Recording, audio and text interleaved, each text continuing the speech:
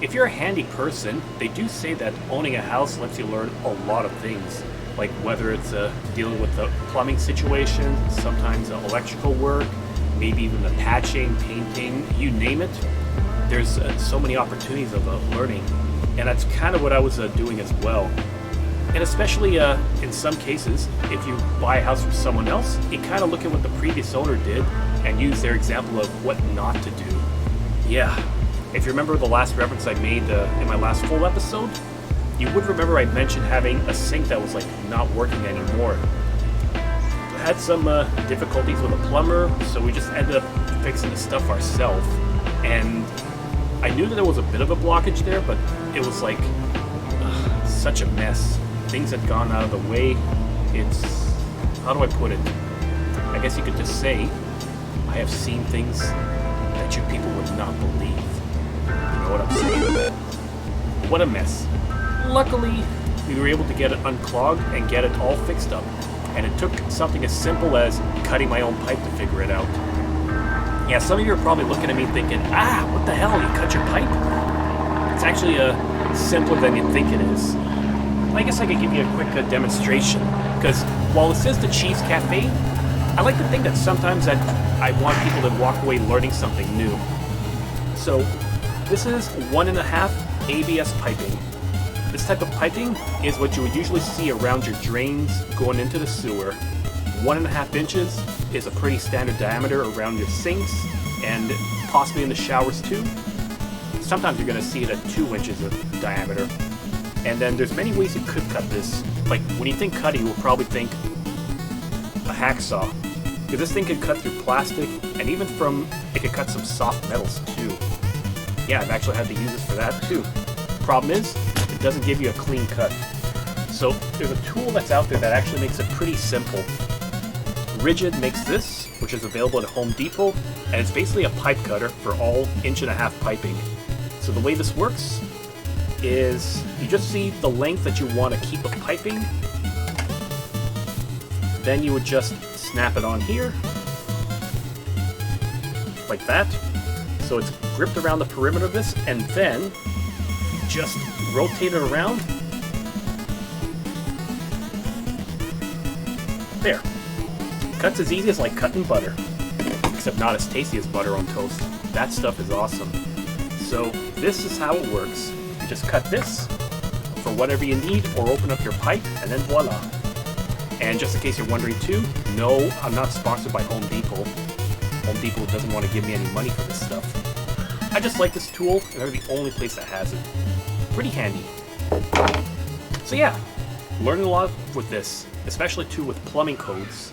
Like, one of the other issues I think with the blockage is that the 90-degree turn, especially on a horizontal, is too tight. So if you're looking at this one here, this is a longer, wider 90 degrees.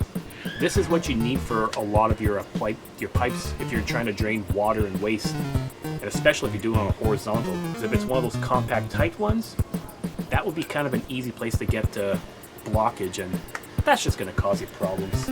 You don't want to have that. So there you go. Hope I was trying to be useful again. And if you want to know what reference I'm using, I guess I could tell you to look up at the top right corner, because I love this channel here, Home Renovation DIY. They've been giving me a lot of information for doing some repairs in my house and just teach me like the basics of stuff. I like them. Great resource, explained pretty well, and goes into, well, pretty good detail. I just be repeating myself again. Yeah, so that's that. So this is what we've dealt with. We've dealt with ABS piping, how to cut it, rigid tools. Once again, I'm not sponsored by Home Depot. Hey man, can somebody give me money, please? Okay, I'm not that pathetic that I need money or food. Well, all this to say, I think I've earned a little bit of juice. So here's what I got today. Nice pint glass. I'm kind of happy I could do this and not drink it out of the can. And I could show off something brand new too. I've highlighted the Avant-Garde Brewer before, but there's another one I tried on Friday with a few friends that I bought again because I want to share it with you. This is the Acapulco Mexican Lager. Only 4.8%, so not too bad. If you look at this, it has a pretty nice cover. But I look at the front, it says Olcapoco, and I just think, what on earth is Olcapoco? Maybe somebody can help me out here. But then the funniest part, and the reason we drank it, was a story in the back.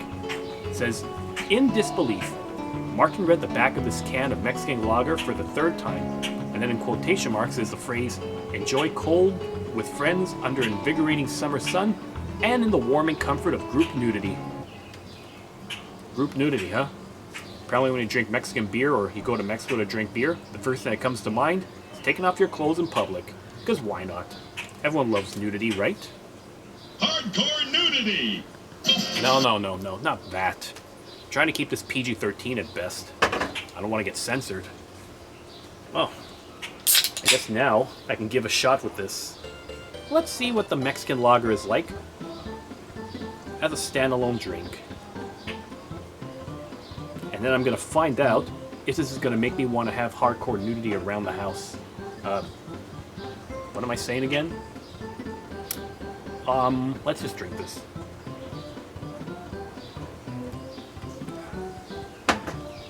Okay, not bad. Kind of light, and it has that Pilsner taste. Kind of what you expect with this, except not the skunky taste you get from Labatt, Molson, or those typical beers. Pretty awesome. Nice way to just relax in the yard after taking care of some heavy-duty plumbing. Awesome. And on the bright side, that's a new skill added to my belt. Hallelujah.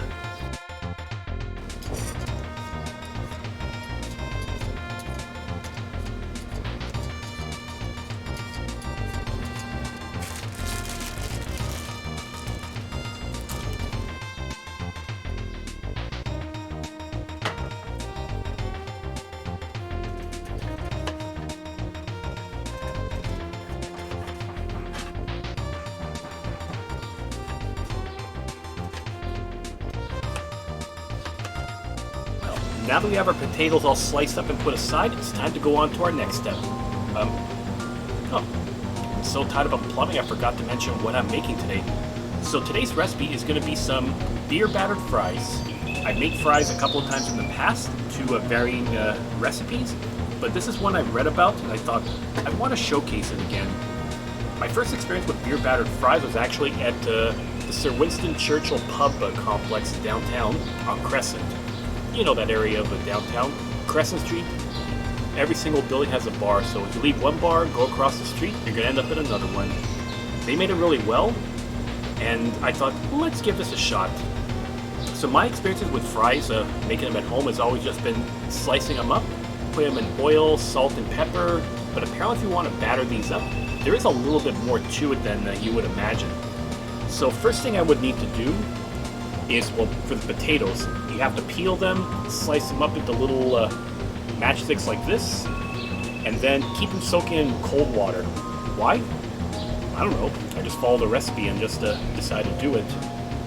So then after that's done, let them soak, and then get a medium-sized mixing bowl. What I put in here is 3/4 cup of regular white flour. The recipe I found called for white rice flour for this, but I'm sure it's not going to make too much of a difference because it's all flour in the end. It's all going to get the job done. And after that, you can use about 1/4 cup of cornstarch.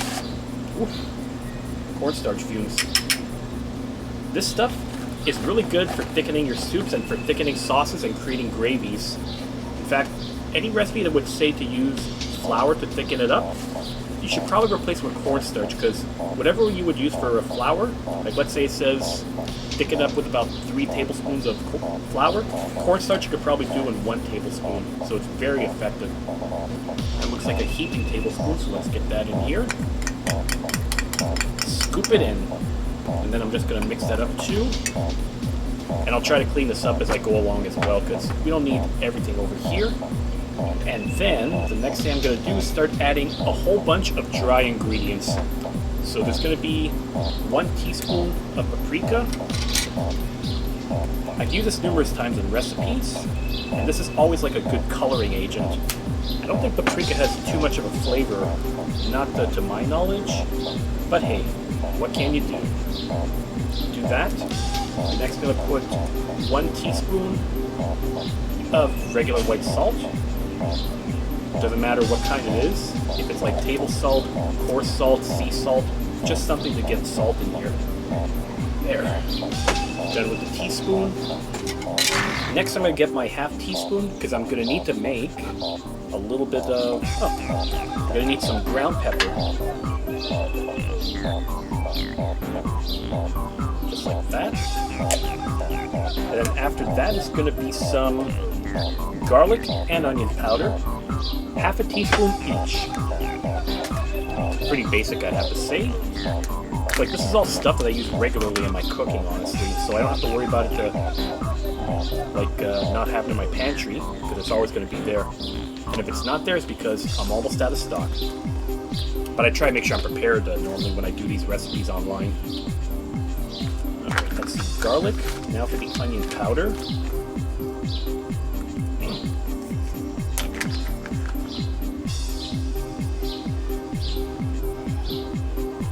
A little bit of runoff with close to half a teaspoon. That's about right. Next, I'm actually going to be needing some baking powder of all things. It's weird. The last time I used this was when I was doing my pierogies back in December for Christmas. I'm sure you remember that, but if you don't remember it, and if you like learn how to make your own pierogies, just check the card right there. Some good stuff. Oh. Probably should have used the baking powder first, because I just dirtied my half teaspoon with everything else.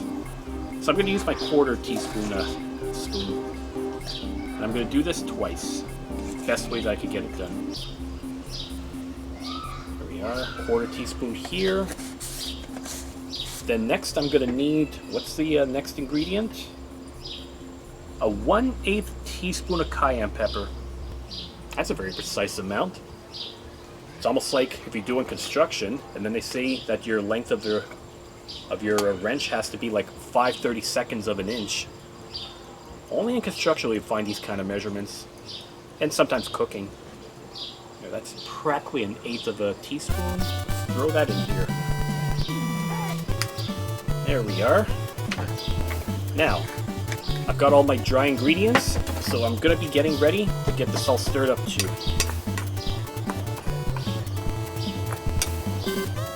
Obviously this is going to be some kind of a batter, but there's more to it.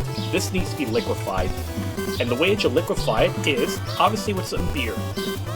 And you don't have to go too fancy with this. Ooh, getting a bit dry, gotta get this in. So, you don't have to worry about going fancy. You just need like a nice light Pilsner for it. And I got just the one. Brava from Staro Pramen, a Czech-inspired blonde. A light blonde Czech, and it's an explosive Czech too. Oh no, don't do this to me. Yeah, sometimes these things can be explosive, because I know a buddy of mine that bought a 12-pack of this stuff, and every single one he had, it seemed like it might have been pre-shaken for him, because bloody hell, this all exploded for no reason. Alright, so what you do is you just take like around 1 cup, add that into your bowl, and then you can start mixing it up. And you just keep mixing it until you get the consistency of like heavy cream. So it's supposed to be kind of thick. And if you don't get that kind of consistency, you can add a little bit more beer, like maybe another 1/4 cup. Mine looks like it's kind of bubbly right now. In fact, take a look. It's like quite the chemical reaction I got going here. So I'm just going to keep stirring this. I may have to get my whisk out, but once I'm ready, we'll get right on to this. Oh yeah, and in case you're wondering what to do with the rest of the beer, well, you just have to drink it, of course. Once I'm done this Mexican lager, time to go to the Czech Republic for the beer. Beautiful stuff.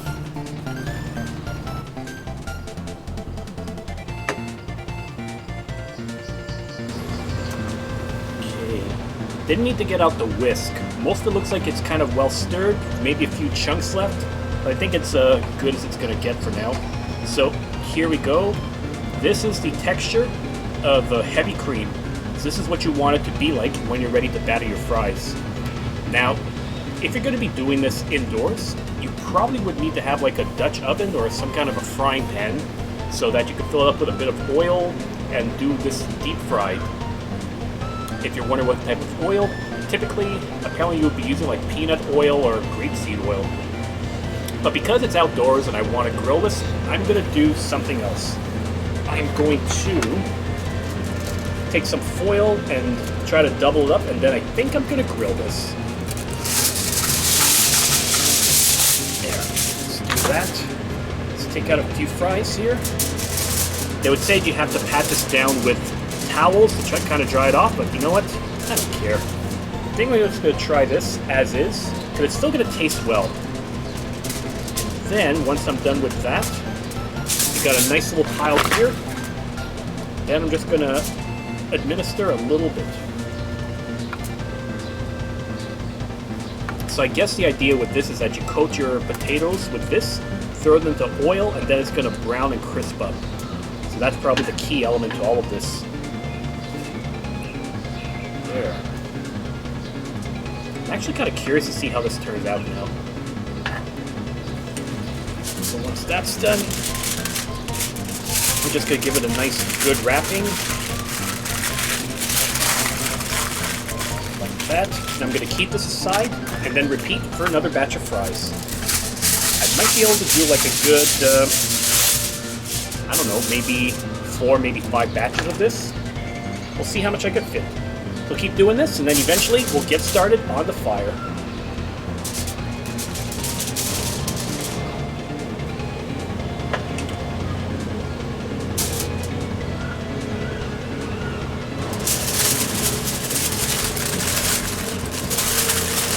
And the way that I wrap this up too, I think I have a little bit of extra sauce that I can just dump in here like it's in a bowl.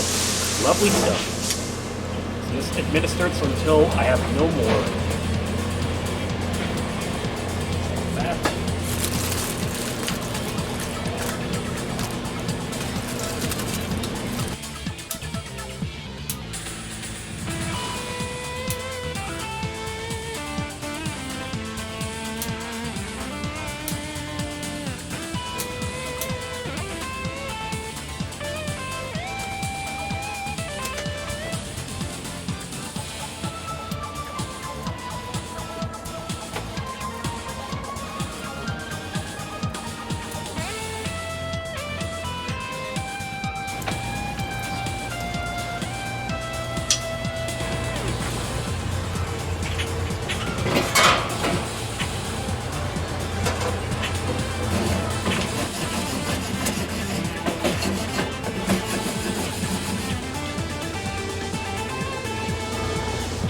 Bit over 300 degrees. It's going to heat up again. Let's get the potatoes on. So heat's good here. 1, 2, 3, 4, 4, and 5. All right.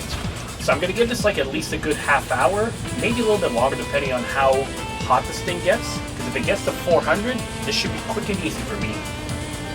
And we'll see from there. As for my meat, well, I'm doing another Battered. I know I've highlighted it a lot before, but I just love this cut of meat. And I'm using almost the same recipe I've used before. Olive oil, Dijon. The only difference, I added like a tablespoon of Worcestershire sauce. Apparently that stuff is good if you add it with anything else. Like, gives a good flavor. Beats me. Maybe it's true, maybe it's not. I don't care. Such good stuff. Oh yeah. Ooh, it's gotten over 400 degrees. Let's take a look at this. Not as much batter in here as I was anticipating. Let's see. It's somewhat there. I suppose that the way to get this really battered like ordinary fries is you would have to deep fry it. Point is, I'm probably going to get some nice flavor with this. It's already been like maybe a good 15 minutes. Let's give this a little bit longer. And then sometime maybe around the 5-minute mark, I'm probably going to start adding my steak to this. Yep. Lovely. Time to get the steak in.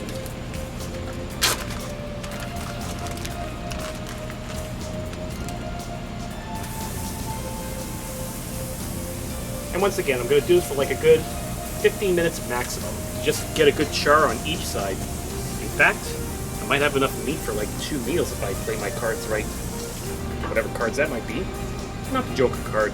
Could be lucky in some cases. This cases, I feel like, well, Let's stop there before I make a bad joke.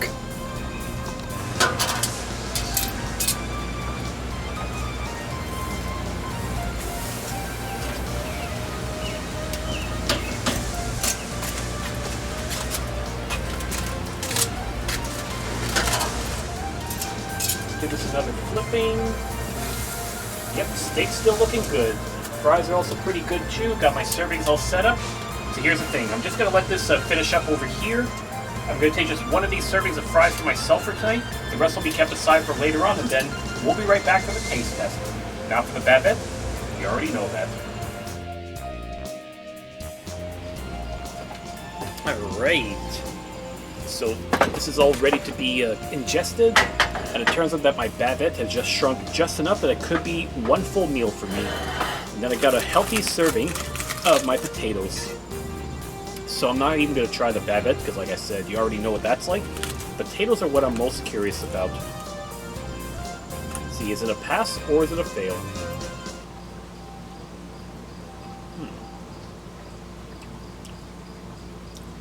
Interesting flavor having all that there. But it doesn't seem like it's battered well enough. Oh well. You live and learn. Sometimes you have a failure, like once in a while. And I think my track record on this channel is actually pretty good, so I don't have to worry too much about it. So yeah, I'm just going to enjoy this. And I seem to be out of fuel right now. So I'm going to be going an alternate route instead. Some lime-flavored sparkling water. I figured I had the 1 pint, the remainder from when I did the batter. So that was a good run for a Sunday. I don't want to overdo it, but some hydration is going to be necessary to finish off this supper here. So there we go, everybody. This has been another barbecue edition of the Wandering Cheese. Not Wandering Cheese. Not like cheese has legs that I can walk around and annoy people.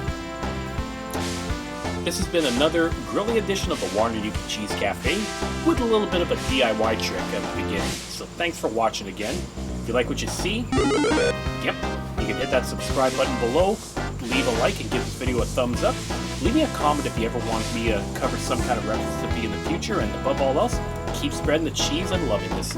Peace, everyone.